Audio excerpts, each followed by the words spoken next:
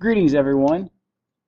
This is my mini project to show you how I plan to use Notepad++ as my editor and design tool moving forward in our class. For a tutorial that I learned how to write some HTML on, you can go to https://www.thenewboston.com, and there you will find on the left hand side of the screen you will see a menu with lots of different disciplines in education. Follow the computer science one and then scroll down to XHTML and CSS. On this screen you will see plenty of tutorials on how to get better and better at making websites with a text editor rather than a GUI editor.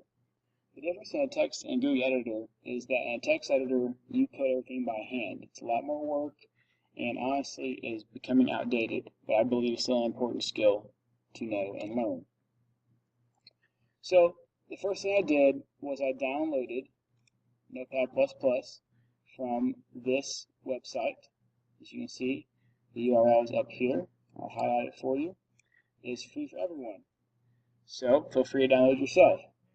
I am not sure the 100% history of Notepad++, but if I had to guess, it was probably because people were using Notepad to create websites, and the people at Notepad wanted to create something that was more suitable for designers. So, that's what I'm going to use today to show you how to make your first web page. Once you have downloaded it, you bring a blank document, okay? And it comes up on your screen, and to your left you see the numbers. It's kind of cool because in Notepad they do not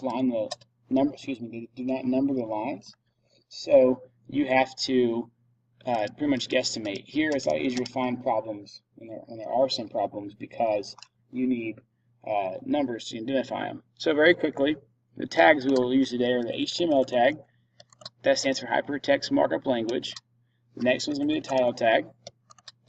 The next tag is going to be, I apologize, wow, head tag, not title tag. The next one will be the title tag. Inside the title tag, or excuse me, within the title tags, you're going to write something like my first web page. Okay? Then notice that we have to close the tag. You close the tag by writing the same thing as the open tag and adding a /. Okay, so when that's done, when that happens, we have a complete web element here.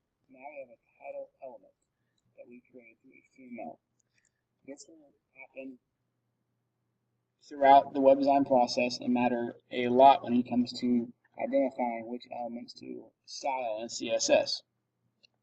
Okay, so then we must close our head, and now we can open the body. The body is where all the content actually happens. Okay, that's where the things you see and read, they are coded to appear within the body. So here we're going to write my first web page. Okay, which reminds me I need to go up here and change that to web page. There we go. Alright, and because it's a short tutorial, we want to close the body and not write anything else. And then, if we notice here that the head title has been closed to make it into, the head tag has been closed to make it into a head element. The title tag has been closed to make it into a title element. The body tag has been closed to make it into a body element. And now we're going to close the HTML tag to make another element. So once that's finished, you go to File, Save As, and then I'm going to use the desktop because it's just accessible and easy to do for right now. So I'm going to write in my first web page.html. Okay, we're almost there. Hang in there. Okay, so as the Save As type, you're going to click here, and you're going to press the H key. It should take you to where the H file types are, and choose Hypertext Markup Language. Okay, you're going to click that. You'll press Save.